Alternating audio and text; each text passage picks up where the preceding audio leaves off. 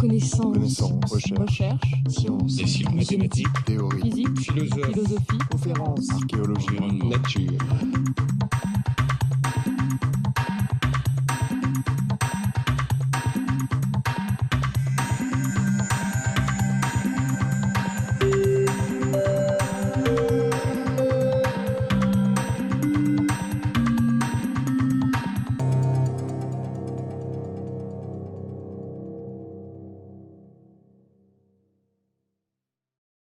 Donc, maintenant, nous passons de l'Italie à la Scandinavie. Il est vrai qu'on aurait peut-être dû faire dans l'autre sens pour revenir à la comédie, mais enfin, ça n'a pas, puisque ensuite Elena Mochonkina parlera de nouveau de Dante. En revanche, Et j'ai un tout petit souci, ça n'apparaît pas ici, donc je crois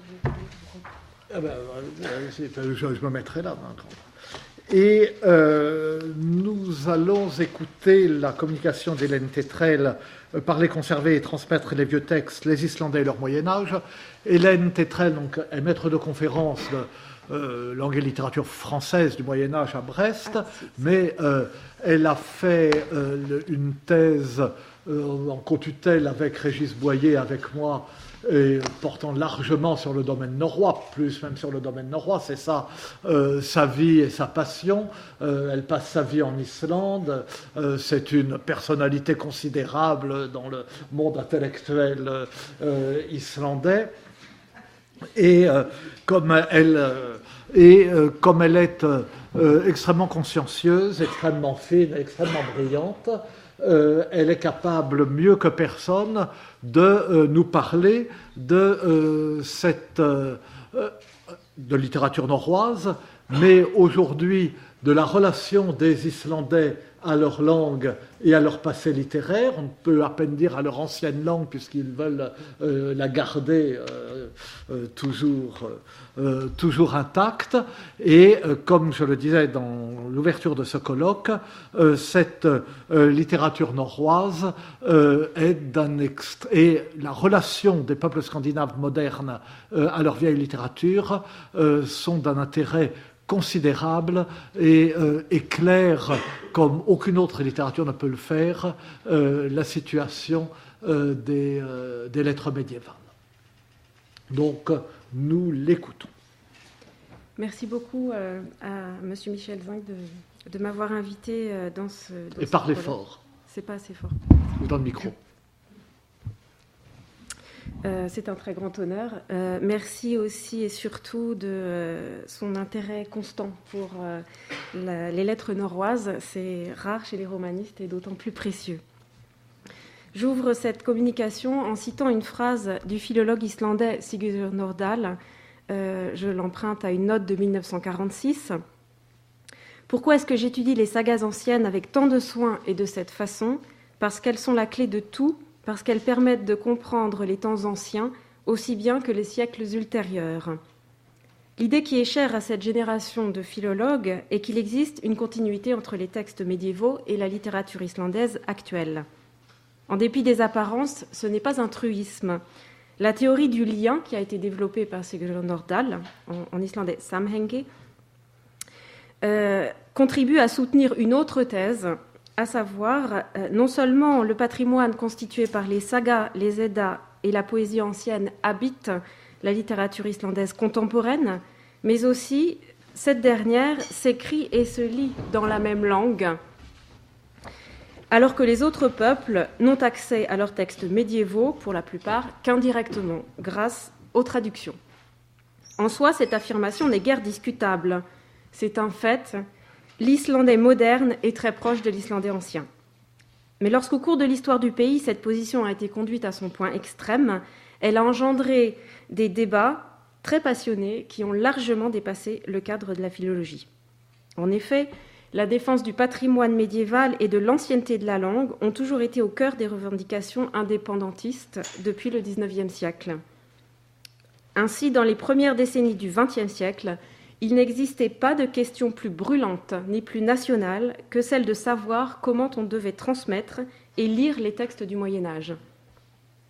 Je m'arrêterai aujourd'hui sur un épisode qui est célèbre en Islande, et je n'ai aucun mérite à l'exhumer ici, puisque d'autres en ont parlé avant moi. un épisode célèbre, celui de la bataille éditoriale, qui a eu lieu quelques années avant la proclamation de la République, 1944, et a laissé une empreinte durable dans l'histoire culturelle du pays. Pour replacer l'épisode dans son contexte, je me contenterai en préambule de montrer à grands traits comment s'articulent les 3 discours auxquels je renverrai dans l'exposé: le discours sur la pureté et l'ancienneté de la langue, le discours sur les textes médiévaux et le discours national, enfin les discours nationaux. On verra que ça recouvre des positions presque frontalement opposées. Alors j'ai fait un petit lexique pour permettre de suivre. J'espère qu'il est facile de le voir. On voit aussi la petite main, oui, parfait. Certains savants ont cherché l'origine de la conscience linguistique islandaise dans le premier traité grammatical, donc aussitôt que cette œuvre-là. Le premier traité grammatical a été composé au XIIe siècle en langue vernaculaire et affiche comme projet de décrire sa propre langue, ce qui est somme toute assez notable parce que c'est une période assez ancienne pour ce genre de projet. Néanmoins, à l'époque, cette langue est commune à la Scandinavie continentale. Les textes, chronologiquement, l'ont d'abord appelé Dønstunga, qu'il ne faudrait pas traduire par langue danoise, même si on est embêté pour la traduction. Ça désigne l'ensemble de la langue commune. Très rapidement, on est passé à une autre appellation, Norræna, qu'on traduit nous par norrois, et c'est l'appellation qu'en français nous conservons. Il existe aussi d'autres appellations, et la terminologie est très importante, on le verra après. Oldnordisk, vieux nordique. Les Norvégiens parlent, eux, de gammelnorsk, vieux norvégien, et les Islandais parlent de fornislandska, vieil islandais. On parle seulement, après la réforme, sauf erreur, de langue islandaise, islandstulka. C'est précisément au moment de son histoire où l'islandais a été le plus menacé, entre le XVIe et le XVIIIe siècle, que se sont écrits les premiers traités destinés à contrer l'influence de ce qu'on appelait la langue des diplomates, c'est-à-dire une langue fortement influencée par le danois. Je cite par exemple le savant Arngrimur Jónsson, qu'on avait chargé d'islandiser la Bible et qui a en quelque sorte posé les bases de ce discours sur la défense de la langue islandaise en 1609. La langue qui était appelée norroise est restée longtemps intacte en Norvège après avoir subi ses premiers changements dans les pays voisins, mais c'est parce que les Islandais l'emploient encore telle qu'elle qu'on peut à juste titre l'appeler aujourd'hui islandaise. Et un petit peu plus loin, pour conserver sa pureté, nous pouvons nous appuyer sur 2 atouts. D'une part, les manuscrits qui conservent la pureté ancienne de la langue et son style incomparable. D'autre part, le peu de commerce qu'entretient le pays avec l'étranger. À peine édulcoré, ce discours contient les points essentiels du programme de purification de la langue, dont l'élaboration fut la préoccupation majeure dans les siècles qui suivirent du mouvement pour l'indépendance. Je suis obligée d'aller très vite. On ne sera pas surpris d'apprendre qu'une impulsion décisive a été donnée par les intellectuels de la période romantique. Je note tout de même que la personnalité la plus marquante au début du XIXe siècle concernant cette problématique du renouveau de la langue, c'est un Danois, c'est Rasmus Christian Rask, qui a beaucoup encouragé les Islandais à cultiver leur propre langue et à revenir à la lecture de leurs vieux textes pour ce faire. Son exemple a été très suivi, et notamment par un groupe d'étudiants islandais de la période romantique qui se baptisèrent eux-mêmes, qui donnèrent un des surnoms du dieu Odin, Fjölnir. On se situe ici à peu près un peu avant la moitié du XIXe siècle. C'est précisément aussi dans ces années, aux alentours de 1840, je crois que l'Alþingi c'est 1844, c'est précisément dans ces années qu'on remet en place les institutions islandaises sur le strict modèle des temps anciens. Le Parlement, l'Alþing, voici ici le mot islandais, c'est un terme qui remonte à la langue des sagas, et l'institution se veut, elle aussi, adaptée du modèle des sagas.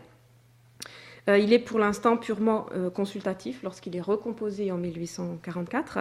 Il lui faudra un siècle avant de devenir le Parlement qu'il est encore aujourd'hui, à l'heure actuelle. L'autre front de cette bataille d'indépendance est constitué par la défense de la langue et de la littérature ancienne. Pendant toute cette période, je suis obligée de résumer, mais il faut savoir que ça commence finalement dès le 16e, 17e, et c'est encore actuel de nos jours, quoique de façon différente. Pendant toute cette période, on va par exemple nommer des commissions pour nettoyer la langue. J'emploie le terme tel qu'il est en islandais, malhrension, nettoyage de la langue, mais aussi des commissions de néologie pour reprendre les bases de la langue islandaise. Et là encore, la référence unique, fortement prescriptive, c'est la langue des sagas. Parallèlement à ce processus, s'est engagé également un long travail pour éditer ou rééditer les textes du Moyen-Âge. Sans faire l'histoire de la philologie islandaise, je me bornerai ici à souligner qu'en dépit des crispations, la collaboration entre Danois et Islandais a toujours été active, ne serait-ce qu'en raison de la présence des manuscrits à Copenhague. Parmi les grands représentants de la philologie islandaise de la fin du XIXe siècle, ceux qui ont repris le flambeau de Fjölnir ont toujours défendu de façon véhémente la paternité islandaise des sagas et des Eddas, ont fait en grande partie leur carrière à l'université de Copenhague. Et les liens ont toujours été très fructueux.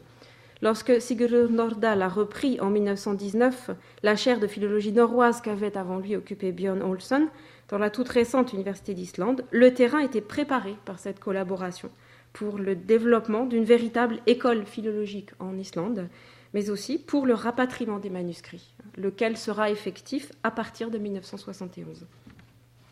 L'affaire de la bataille éditoriale, qui intervient au début des années 40, soit quelques années, enfin, à peu près une dizaine d'années après l'apparition des premiers volumes de la collection Islandsk Fornritt, c'est-à-dire les classiques islandais médiévaux. J'ai fait figurer ici le nom de la collection.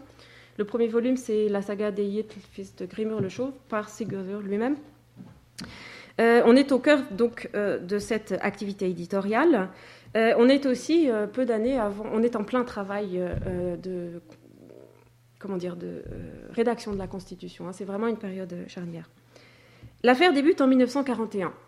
Le romancier Halldór Laxness, dont voici ici le nom, fait annoncer dans la revue Vísir qu'il a entrepris avec 3 collègues de fournir une édition, je cite, modernisée et, je cite, écourtée des listes généalogiques austères de Laxdæla-saga, c'est-à-dire la saga des habitants du Val du Saumon.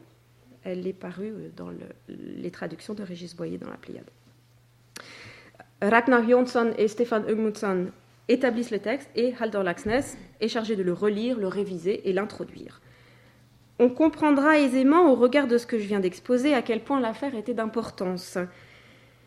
Moderniser une saga, c'était rendre visible l'écart qui s'était creusé entre les usages enregistrés dans les manuscrits anciens et ceux de l'Islande de la première moitié du XXe siècle. C'était d'une certaine façon contrevenir à l'idée même du lien, ou samhengi, de Sigurður Nordal. C'est paradoxal, parce que Sigurður Nordal, justement, a une position qui est assez délicate sur la question de la bataille éditoriale. Je dois aussi ajouter que cette bataille est lancée sur le terrain de la philologie, mais comme elle touche de très près aux questions nationales, cette provocation, puisque c'en est une, rebondit immédiatement dans l'arène politique. Parmi nos 3 éditeurs, on dira que Ragnar Jónsson n'affiche aucune appartenance sur le plan politique. En revanche, à cette époque, il est clair que Halldór Laxness ne cache pas sa sympathie pour l'Union soviétique de Staline et que les clivages qui vont se mettre en place correspondent aussi à des clivages politiques. Cette entreprise antinationale sera donc immédiatement dénoncée par un ensemble de députés devant le Parlement. Et avant que l'affaire soit portée dans le Parlement, c'est dans les revues que les pamphlets s'échangent. Et l'un des opposants les plus farouches à ce projet, c'est Jónas Jónsson de Hrifla, qui deviendra vraiment le fer de lance de l'opposition à ce projet. Et alors il publie dans Tíminn un article qui est intitulé « La littérature médiévale traînée dans la boue », avant que le texte ne soit paru. Le texte va paraître bientôt. Il y dénonce l'opération, je cite, de sabotage culturel des communistes islandais.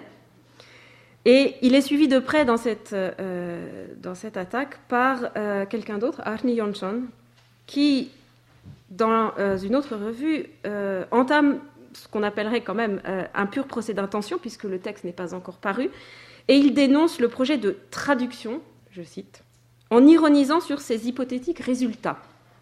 Alors il choisit un exemple pour mettre les rières de son côté, un exemple qui est très célèbre dans la saga des habitants du Val au Saumon. C'est une scène qui est située à peu près à la fin, lorsque l'héroïne, vieillie et 4 fois veuve, répond à son fils, qui vient lui poser la question « Lequel de tes époux as-tu le plus aimé ?» Et elle lui répond, je le lis en islandais dans le texte, vous permettrez cette pédanterie, mais c'est important, « Þeim var ek verst er ek unni mest » J'ai été la plus dure envers celui que j'aimais le plus, qui est un vers relativement célèbre. Et pour me placer du point de vue de celui qui écrit ce pamphlet, cette phrase, elle constitue le parfait exemple du style des sagas. La concision, l'euphémisme, voire le sous-entendu abyssal, mais aussi le rythme et l'allitération, qui est très importante dans la prose islandaise. Que deviendra, s'indigne Arni, cette phrase admirable dans la traduction ? Sans doute, suggère-t-il, quelque chose du genre, je le traduis en français, « Évidemment, j'ai connu des tas de garçons vraiment mignons quand j'étais jeune, mais malheureusement, c'est avec celui qui me plaisait le plus que j'ai toujours été la plus garce. » La réponse de Laxness, qui avait déjà fourbi ses armes, ne se fait pas attendre. Il a, je le cite, « entrepris d'éditer l'Axdaela Saga suivant les prescriptions mêmes du gouvernement, en respect des règles concernant l'orthographe de l'islandais actuellement en vigueur, enseigné dans les écoles et utilisé dans les documents officiels. » En quelque sorte, il retourne l'argument national à ses adversaires. L'islandais qu'il défend, c'est l'islandais des Islandais, justement, et non pas une langue refaite. Alors, pour faire une petite parenthèse et expliquer un petit peu mieux quelle est la position de Halldór Laxness, je le cite dans un certain nombre d'articles qu'il a consacrés à cette affaire, qui l'a beaucoup marqué. Dans un article qui s'appelle « L'édition des textes médiévaux », il dénonce ce qu'il appelle l'orthographe des philologues. Alors, orthographe convient peut-être pas tellement, le mot c'est stafsetning, c'est à la fois édition, manière d'éditer un texte et orthographe. Il vise par là, par ce terme, l'orthographe des philologues, les règles de l'édition normalisée qui sont adoptées communément, par exemple, par les éditeurs de la collection Íslandsbókmenntir, les classiques médiévaux. Et ces conventions veulent, par exemple, et là il cite un certain nombre d'exemples, que, par exemple, le mot « that », qui veut dire « cela », c'est l'article défini, le pronom démonstratif neutre, « cela »,« ce », s'écrivent « that » au lieu de « það » en islandais actuel. Dans le même ordre d'idées, la conjonction de coordination « ok », qui s'écrira avec un « k », unilatéralement dans la collection des classiques, alors que en langue moderne, elle se dit og, avec un g non occlusif. On voit ici, c'est pour ça que je le montre, que la différence est relativement ténue entre les deux, entre la langue ancienne et entre la langue moderne. C'est justement ce peu de distance qui pose problème. C'est simplement la consonne finale qui s'est, comment dit-on, qui a perdu son occlusion. Autre exemple qui est aussi assez frappant, c'est l'absence d'épinthèse ici, qui est présente à l'heure actuelle dans les déclinaisons en islandais moderne. Et alors, cet état de langue, pour lui, est un état de langue artificiel. Les écrivains islandais, dit-il, ne parlaient pas et n'écrivaient pas une langue normalisée, ils écrivaient en islandais. Les copistes du XIIIe et du XIVe siècle n'écrivaient pas en old nordisk, ni en gammelnorsk, et nous revoici revenus à cette terminologie, ils écrivaient en islandais. Par conséquent, il n'y a que deux options possibles. D'une part, l'édition diplomatique, ou mieux encore le facsimilé à destination des universitaires, et d'autre part l'édition en islandais moderne à destination du grand public. L'édition normalisée, quant à elle, c'est une sorte d'espéranto qui effraie et bloque le lecteur, faisant obstacle au livre. Non seulement cet espéranto vieillit le texte en lui appliquant des règles mortes, mais encore il dénature l'esprit de la langue vivante dans laquelle il a été écrit. Ces éditeurs, qui sont plus attentifs au fat et au ok qu'au texte lui-même.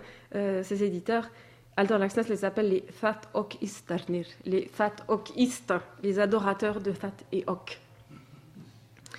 Alors il serait impossible de ne serait-ce que faire le relevé de tous les doux noms d'oiseaux que se sont envoyés les partisans les uns aux autres. Halldór Laxness et ses compagnons ont été traités de fabricants de faux beurre par leurs opposants. En revanche, ce qu'il faut noter toutefois, c'est que la bataille a pris un tour assez violent, puisque Jonas Jonsson de Kripla a entrepris de réclamer purement et simplement l'interdiction du texte, peu de temps après, en séance publique de l'Althing. Et il exige l'interdiction de ces éditions populacières des textes médiévaux. J'espère bien traduire ce terme, skriluutgáfur, qui est un peu délicat à traduire. Il est intéressant tout de même de constater à ce moment des opérations que les clivages qui sont devenus irréparables sur la scène politique, mais c'est sans doute l'époque qui voulait ça, à divers titres en Islande, ces clivages en revanche sont beaucoup moins nets, et c'est heureux, dans les cercles scientifiques. Laxness, par exemple, était un ami de Jón Helgason, le médiéviste, qui le conseillait régulièrement. Par ailleurs, les éditeurs de Íslandsfornrit, la collection des classiques médiévaux, ne sont pas du tout sourds aux arguments de Laxness. Je dirais même que ça n'est pas du tout le problème. C'est leur métier de se poser ces questions et de faire des choix, tout en sachant que parfois ils sont arbitraires. Sigurður Nordal, par ailleurs, par sa sensibilité, était très proche d'Halldór Laxness et il était aussi voué aux gémonies par Ripley Jonas, celui qui réclamait l'interdiction. Sigurður Nordal a beaucoup développé, c'est très dans le prolongement de la Volksgeist, beaucoup développé cette théorie du lien de la culture paysanne et populaire, qui a conservé la mémoire médiévale de l'Islande. On a peine de nos jours à comprendre les conséquences de cette affaire d'État et de l'agitation de Ripley Jonas. Je dis on, mais les Islandais, à commencer par eux-mêmes. Le 8 novembre 1941, on annonce qu'une commission de l'Assemblée prépare un projet de loi relatif à l'édition des textes anciens. Selon ce projet, l'État s'arroge un droit de regard sur toute édition d'un texte antérieur à 1400. La collection Íslandsfornrit devient de facto, et bon gré mal gré, l'édition officielle relevée de l'obligation d'en passer par les autorités pour éditer ces textes. Les autres doivent demander l'autorisation. Ça ne fait pas renoncer l'équipe de Halldór Laxness, qui fait paraître son texte en quelques jours. Alors il l'a expliqué après avoir travaillé jour et nuit, il a quasiment tourné la manivelle, les mains pleines d'encre. Le résultat scientifiquement est assez médiocre, mais les comptes rendus scientifiques, par ailleurs sévères sur le texte, ne manquèrent pas de rappeler à ce moment que c'était aux scientifiques, et non pas aux députés, de décider de l'établissement d'un texte. Au fond, la bataille était déjà gagnée avant même d'être engagée. Alors, je vous montre ici en photocopie, je vais peut-être réduire l'image, la première page de l'édition populacière de la saga des gens du Val au saumon. Vous voyez ici le nom des éditeurs, mais aussi le sous-titre qui m'intéresse, qu'on pourrait traduire de la façon suivante: en respect des lois officielles de l'État islandais concernant l'orthographe, concernant l'imprimerie des textes. Je vous montre une seconde image. Un autre point a été très vivement attaqué par les adversaires de Halldór Laxness et de ses compagnons, c'est les illustrations. Des illustrations vulgaires, des illustrations, là encore, populacières. Est-ce qu'on la voit bien ici ? Elle est en pleine page, voilà. L'une de ces illustrations, bien sûr, est celle qui correspond au passage tant incriminé. Gudrun répond à son fils. Je constate qu'il y a des motifs, bien sûr, qui rappellent le contexte médiéval, mais il me semble que Gudrun est habillée un peu en paysanne. Et par ailleurs, le vers figure ici. Ça n'est pas un vers, pardonnez-moi, c'est un lapsus. La phrase « Þeim var ég vers, ég unimest ». Et la seule différence, c'est ici la rédaction du pronom personnel de la première personne, je, qui en islandais moderne se dit ainsi. Mais la phrase est intacte. Je ne parle pas assez fort ? Pardon. Voilà, et bien malgré cet exemple relativement éclatant, la loi a bel et bien été votée par une majorité des 2/3, peu de temps après. Les 3 dangereux éditeurs ont alors annoncé l'apparition d'une autre saga, suivant les mêmes principes.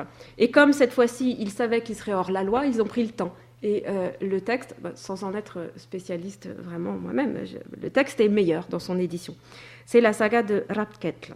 Et elle a été réalisée sans l'aval de la commission légale. Ils sont donc, en conséquence, condamnés à 1000 couronnes d'amende, et à défaut de cette amende, 45 jours de prison. Voilà comment on peut risquer la prison pour avoir mal édité un texte du Moyen-Âge. On s'arrêtera là sur cette affaire. Je dirais simplement qu'évidemment, les députés qui ont voté cette loi ont été immédiatement mis face à des obstacles incontournables. À cette époque même où on réfléchit à la Constitution, le plus évident des arguments, c'est celui de l'entrave à la liberté d'imprimer, qui figure dans les principes de cette Constitution.